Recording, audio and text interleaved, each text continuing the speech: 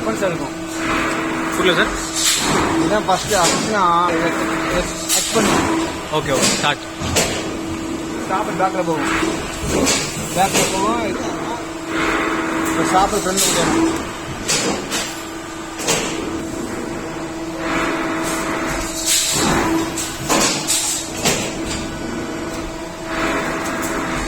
பின்னாடி எடுத்துக்கலாமா சார் போய்ட்டு?